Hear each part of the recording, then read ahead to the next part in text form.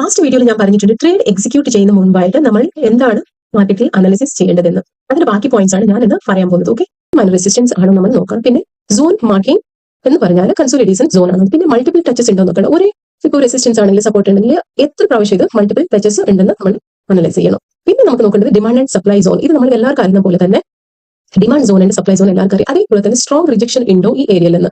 പിന്നെ നമുക്ക് നോക്കേണ്ടത് ബേസ് ഫോർമേഷൻ. ബേസ് ഫോർമേഷൻ എന്ന് പറഞ്ഞാൽ ഡബിൾ ബോട്ടം. ഇതിൽ നിന്ന് ഹയർ ടൈം ഫ്രെയിം നിന്ന് നമുക്ക് ബേസ് ഫോർമേഷൻ ഉണ്ടാക്കിയിട്ടുണ്ട്. അത് നമുക്ക് നോക്കണം. നെക്സ്റ്റ് ഒന്ന് നമുക്ക് നോക്കേണ്ടത് candle stick behaviour. Candle stick behaviour എന്താണ്? ബുള്ളിഷ് എൻഗൾഫിംഗ് ആണോ അല്ലെങ്കിൽ ബെറിഷ് എൻഗൾഫിംഗ് ആണോ അല്ലെങ്കിൽ പിൻവ റിജക്ഷൻ വരുന്നതിലേക്കോ മേജർ റെസിസ്റ്റൻസിൽ നിന്ന് നമുക്ക് ഒരു പിൻവ റിജക്ഷൻ ആണെങ്കിൽ അത് വാലിഡ് ആണ്. ഓക്കെ, പിന്നെ നോക്കേണ്ടത് ഇൻസൈഡ് ബാർ. ഓക്കെ, നെക്സ്റ്റ് നമ്മുടെ point breakouts and break down. Breakout and break down നമുക്ക് റേഞ്ച് ബ്രേക്ക് ഔട്ട് ഉണ്ടാവും, അല്ലെങ്കിൽ ട്രെൻഡ് ലൈൻ ബ്രേക്ക് ഔട്ട് ആയിരിക്കാം, സപ്പോർട്ട് ബ്രേക്ക് ഡൗൺ ആയിരിക്കും, അല്ലെങ്കിൽ റീടെസ്റ്റ് എൻട്രി ആയിരിക്കും. ഇപ്പോൾ ഒരു ട്രെൻഡ് അപ് ട്രെൻഡ് ആയിരിക്കും അല്ലെങ്കിൽ ഡൗൺ ട്രെൻഡ് ആയിരിക്കും. ഇപ്പോൾ സപ്പോസ് അപ് ട്രെൻഡ് ആണെങ്കിൽ അവർ ഒരു റീടെസ്റ്റ് എൻട്രി ഉണ്ടാവാം. ഓക്കെ, ഫുൾ ബാക്ക് എന്തായാലും കാണും. അതാണ് റീടെസ്റ്റ് എൻട്രി.